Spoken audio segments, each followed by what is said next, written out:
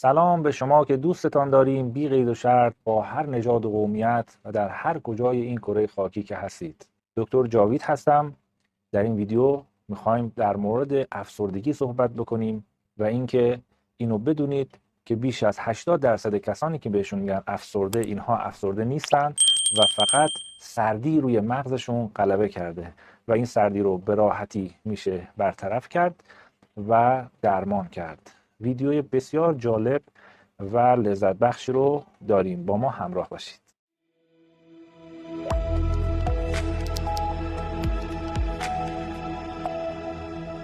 افسردگی چیست؟ چه معیار سنجشی وجود داره؟ آیا کسی که درونگراتر میشه افسرده است؟ آیا کسی که با دیگران کمتر ارتباط برقرار میکنه افسرده است؟ آیا کسی که نیاز به خلوت داره و نیاز به اندیشیدن بیشتر داره افسرده هست؟ به چه کسی میگیم افسرده و از چه زمانی باید دارو مصرف کنیم؟ و آیا از ابتدا داروهای شیمیایی و پرعوارض یا میشه اول با روش‌های ساده‌تر اونها رو درمان کرد و تست کرد و اگر جواب نگرفتیم بعد بریم سراغ روش‌های تهاجمی و داروهای پرعارضه؟ در این ویدیو به این سوالات جواب میدیم. عزیزان، افسردگی موضوعی هست که نباید زود زیر بارش رفت و نباید برچسب اون رو به خودتون و به عزیزانتون بزنید. شاید این افراد فقط کمبود برخی از املاح و ویتامین ها رو داشته باشند یا نیاز به سکوت ذهنی داشته باشند. بنابراین برچسب افسردگی باعث تلقین اون فرد به خودش میشه که من افسردم و من بیمارم و من باید وارد مراحل درمانهای سخت بشم و شاید نیاز به آرامش بیشتری دارن افراد. بنابراین زود نیایم و این فاز منفی رو به خودمان و به دیگران بزنیم. من بیماران زیادی داشتم که اینها در وضعیت بسیار بحرانی بودن. خانواده‌ای بودن به ما مراجعه کردن که خانم خونه غذا نمیخورد، بیرون نمیرفت، شوهرش قصد جدایی داشت از این خانم و به ما مراجعه کرد. شغل این خانم، جالب بدونید، فیلمبردار مجالس عروسی بود که علی‌الظاهر همیشه توی مجالس پرنشاط و شادی بود، ولی ایشون دچار افسردگی شده بود و من نسخه‌ای که به این خانم دادم رو میخوام در این ویدیو خدمت شما بگم، چون فکر میکنم شدیدترین نوع افسردگی که من در طول 15 سال طبابتم رو دیدم همین خانم بود. نسخه بسیار جالبی به ایشون دادم. این نسخه رو با کمی شرح خدمت شما توضیح میدم. مجرب، جالب، عوارضی نداره و به راحتی و به سادگی و ارزانی قابل اجراست. حتما برای دوستانی که احساس میکنید درونگرا هستن انجام بدین و نتایج فوق‌العاده‌اش رو میتونید ببینید.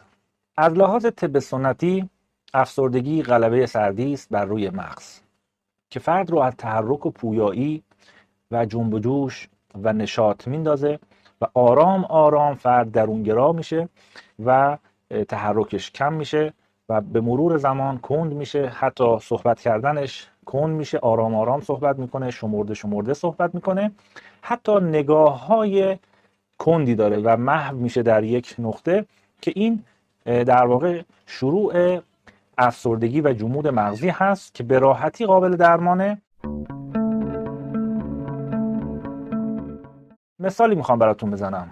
ما اگر بخار آب رو در نظر بگیریم، بخار آب پرواز میکنه، مسافرت میره، جنب و جوش داره، هیجان داره، اینور اونور میره، ولی وقتی بخار آب سردی بهش غلبه کنه و سرد بشه و سردی بیش از حدی به بخار آب برسه، دچار جمود میشه و کمی متراکم میشه و به شکل قطره فرود میاد و به سمت پایین و سرازیری میاد. آب تحرکش کمتر از بخاره، درونگراتره، آرامتره و انگیزش کمتره. اگر همچنان سردی رو ادامه بدیم و سرما رو بیشتر و بیشتر کنیم، آب به مرور دچار یخزدگی میشه، دچار جمود میشه و دچار در واقع یک درونگرایی و یک عدم تحرک خاص. دقیقاً این مثالی که زدم، این مثال حال روحی افراد افسرده است. اینها بعد از اینکه اتفاقات سردی بخشی در زندگیشون میفته، این شروع افسردگی میتونه باشه. مثلا کسی که عزیزی رو از دست میده، میبینید بعد از یه مدتی ایشون وارد یک مرحله جمود، رخوت، سستی، آرامش و آرامش نه به معنای اون آرامش ذهن، به معنای آرام بودن و عدم تحرک میشه. و اگر این رو ما جلوشو نگیریم، این فرد وارد فاز افسردگی میشه. جالب بدونید که چقدر زیبا و چقدر حکیمانه بود که در مراسم ختم افراد در گذشتگان ایران، کسانی که فوت میکردن، تو مراسم ختم خرما میدادن و گلاب. چرا؟ به خاطری که خرما تبش گرمه، گلاب مغزو گرم میکنه و اجازه نمیده فرد وارد فاز سردی و جمود و یخ شدن بشه. ما برای درمان بیماران افسرده از همین فرمول استفاده میکنیم. پس افسردگی میتونه از یک واقعه تلخ سردی بخش باشه، میتونه از زندگی‌های بی انگیزه و کم تحرک اجتماعی امروز باشه، از شهرهای شلوغ و در واقع زندگی‌ها و سبک زندگی‌های غلط امروزی باشه. افسردگی جالبه بدونید که بیشتر در مناطق سردسیر اتفاق میفته. جالب بدونید ژاپن با اون همه پیشرفتی که داره، آمار افسردگیش در صدر کشورهای دنیا قرار داره. چرا که مردمش سردی زیاد مصرف میکنن، ماهی زیاد مصرف میکنن و شرایط اقلیم و آب و هوای اونجا طوری هست که اینها در واقع این سردی رو از تنشون بیرون نمیبرن و دچار مسائل افسردگی و خودکشی میشن که این آمارهای بسیار زیادی رو داره. میتونید در واقع مطالعه بفرمایید. عامل بعدی سردی مغز مصرف بیش از اندازه غذاهای سرد هست، خوراکهای سرد، تغذیه سرد. تغذیه که میگیم فقط به معنی خوراک چشایی نیست. ما با حواس پنجگانمون تغذیه میکنیم. آنچه میبینیم تغذیه است، آنچه میشنویم تغذیه است، آنچه میبوییم تغذیه است، آنچه لمس میکنیم تغذیه است. بنابراین این ورودی های خودمون رو باید کنترل بکنیم و اگر سردی بیش از حدی رو به بدن ما برسه، به مغز ما برسه، در واقع مغز ما که مزاج سردی هم داره، آرام آرام وارد یک جمود فکری و یک در واقع فاز بیماری را میکنه. مثالی میزنم از هر موردی که گفتم. کسانی که بیش از حد بوهای سرد مثل بوی سرکه استشمام میکنن، کسانی که مواد شیمیایی در کارخانجات شیمیایی هستند و یک سری مواد شوینده‌ای که اسانس های سردی بخش رو داره استفاده میکنن، اینها در معرض این مسئله. کسانی که صوت های سرد رو زیاد میشنوند، اینها افسرده میشن. صداهایی که ناشی از صوت غیر محبت آمیزه، صداهای سرد، صداهایی که افراد در واقع از حیث مفهوم مفاهیم سردی بخش رو میشنوند، مثل اخباری که دائم غم و غصه بقیه و اتفاقات تلخی که در جوامع اتفاق میفته رو به مردم انتقال میده. کسانی که خیلی اخبار گوش میدن دائم در معرض خوراک‌های سرد قرار میگیرن و این خوراک‌های سرد مغز رو سرد میکنه. پس صداهایی که ما میشنویم به لحاظ مفهومی، اگر کلمات غیر محبت آمیز، کلمات سرد کننده و کلمات آزاردهنده استفاده بشه، میبینیم که افراد بعد از یه مدتی میبینن که دچار سردی میشن. کسانی که دائم در معرض اتهامات، در معرض سوء ظن‌ها هستن، در معرض کلمات نامناسب و ناجوری که اطرافیان به اونها منتقل میکنن، اینها مغز رو سرد میکنن. جالب بدونید که موسیقی هم یک قوانینی داره و کسانی که در باب موسیقی مطالعه کردن میدونن که هر موسیقی مناسب طبع و مزاج افراد نیست. از دیدگاه طب سنتی هر مزاج موسیقی های خاص خودش رو میطلبه و کسانی که بیش از حد موسیقی های عاشقانه، موسیقی های غمگین و موسیقی های منفی رو گوش میدن، اینها آرام آرام مغزشون سرد میشه و وارد در واقع طیف افسردگی میشن. از حیث بویایی، بوهای سرد، خصوصا کسانی که اتولون زیاد استفاده میکنن، اینها در واقع مغزشون سرد میشه و سعی کنن از عطرهای گرم و طبیعی استفاده بکنن.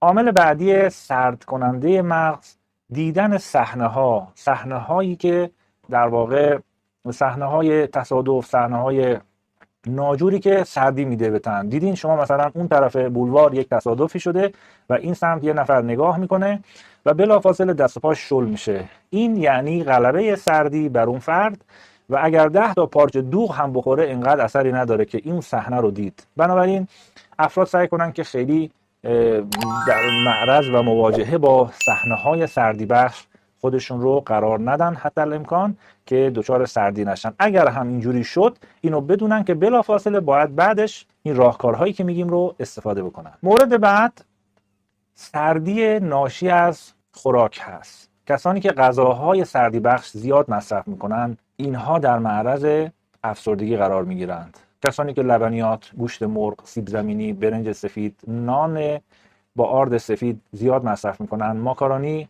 زیاد مصرف میکنن و گوشت‌های سفید زیاد مصرف میکنن، اینها به مرور ترشیجات و اینها به مرور مغزشون سرد میشه.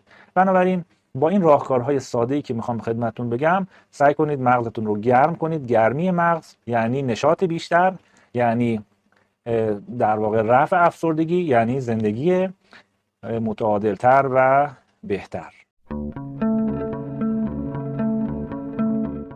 برای افسردگی من اون مثال اون خانم فیلمبرداری رو خدمت شما میزنم که من چه نسخه‌ای به اون دادم که ایشون ظرف مدت 2 ماه درمان شد و کسی بود که سالهای سال انواع و اقسام داروهای افسردگی رو استفاده کرده بود و درمان نشده بود. عوارض بسیار زیادی روش داشت و داشتن از هم جدا می شدن به خاطر اینکه انگیزه‌ای برای زندگی نداشت.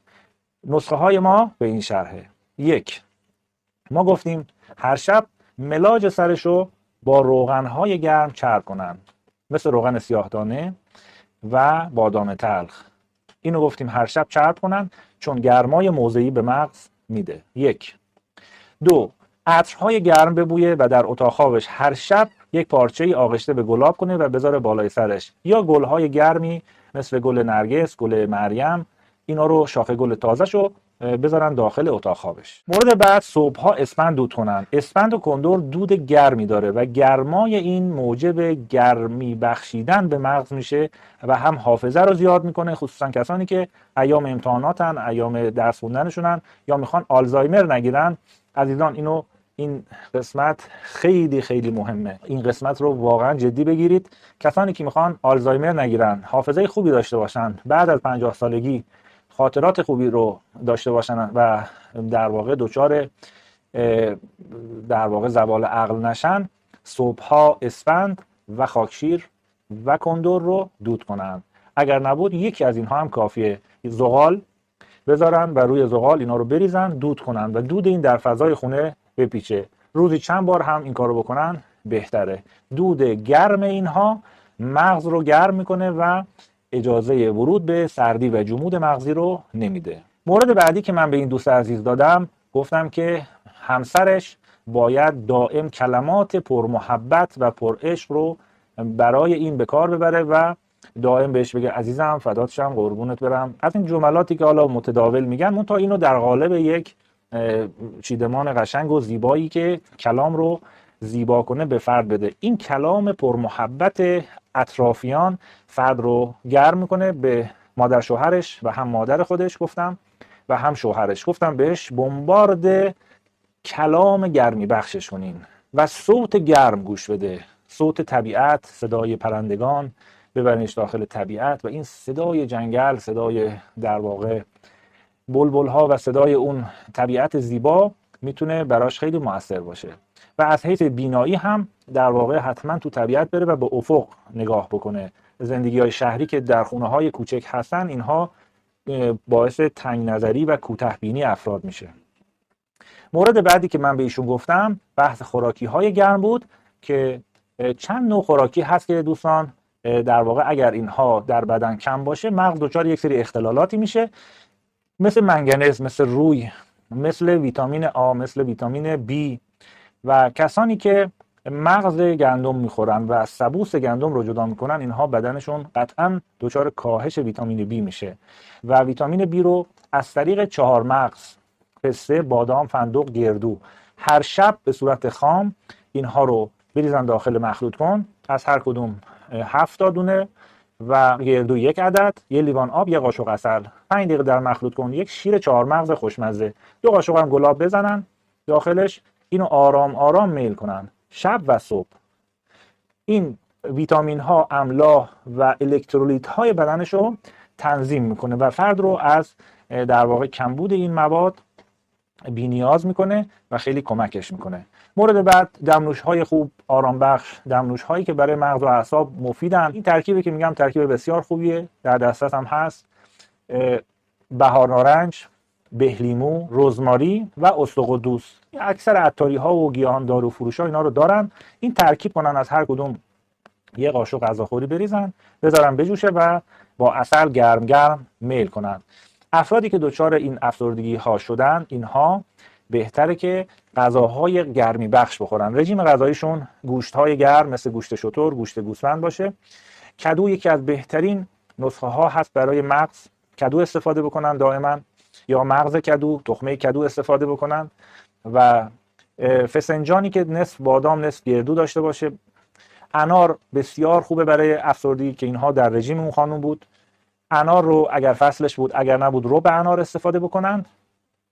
و اگر افرادی بودن که در واقع شرایط تحرک داشتن، گردش خون وقتی بره بالا، خونرسانی به مغز بهتر میشه و هر وقت خونرسانی به مغز بهتر بشه یعنی حرارت ایجاد میشه، یعنی متابولیسم افزایش پیدا میکنه، سوخت ساز بالا میره و اون خلط بلغمی که اصطلاحاً موجب سردی شده و اون غلبه‌ای که در مغز رخ داده موجب جمود فکری شده برطرف میشه. یه مورد دیگه هم خدمتتون بگم، چون ما در درمان هامون از جم تراپی هم استفاده میکنیم. بنده پی اچ دی جم تراپی هم دارم، در خصوص استفاده از سنگ هایی که برای اعصاب و افسردگی خوب هست.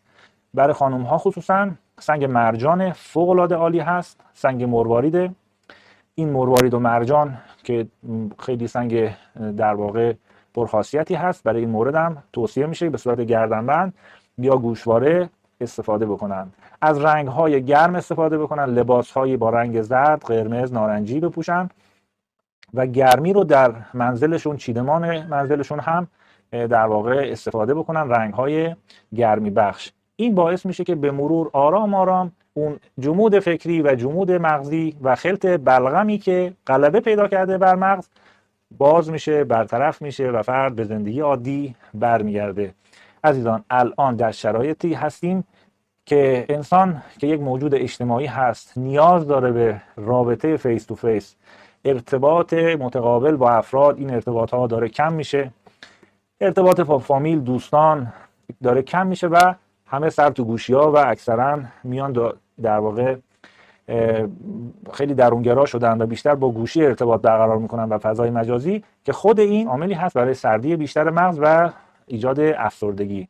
عزیزان، واقع بین باید بود، باید این دنیا رو همین جوری که هست دوستش داشته باشیم.